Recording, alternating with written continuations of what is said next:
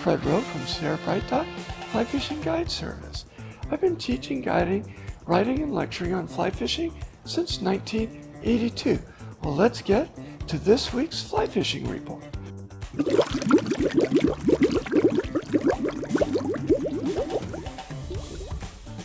Weather is the big factor in the eastern Sierras, so we broke the heat wave. We're definitely in fall weather, and for me, that means heater in the morning, air conditioner in the afternoon, and in the evening, it's a question. Do I want the heater on because I'm cold, or do I want the air conditioner on because I'm hot? Okay, so Upper Rowe's River, it's fishing good for the little fish, what we call the resident fish that are on their way down to the lake to grow big and come back. So in the fall, that's what everybody's interested in, is those big trophy fish, and they're just starting to show up. I've been checking the river and looking at some of the deeper holes, runs, and pools, and guess what? Big fish are just starting to show up, primarily rainbows and a few browns.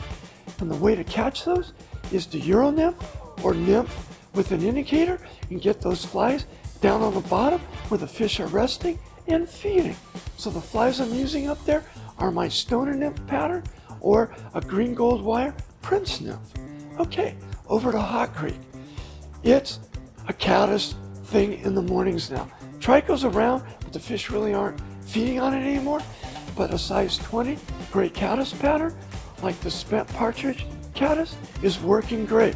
That hatch starts about 9, it's over around 11, and then the wind comes up, and guess what? It's time to go fish somewhere else. Speaking of somewhere else, let's head down the hill and talk about the Laurels River. Guess what? We're dealing with heavy water because of the flushing flows they did in the gorge. We're on the downhill side of that.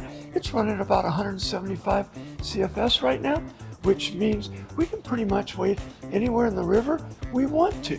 So we're nymphing in there, particularly fishing in the mornings, and I'm using the beadhead gold-ribbed hares here, and I'm also using stoner nymphs, and that's producing wild browns from 8 to 12 inches.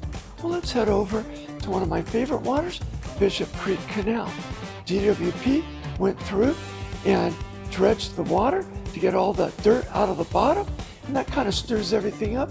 So now it's kind of returned to good fishing, and we're still nymphing in there under an indicator or with the Euro nymph rig. So what we're fishing with are the green gold wire prince nymph and my stoner nymph, and catching wild browns up to 12 or 14 inches. This has been Fred Rowe from Sierra Bright Dot Fly Fishing Guide Service.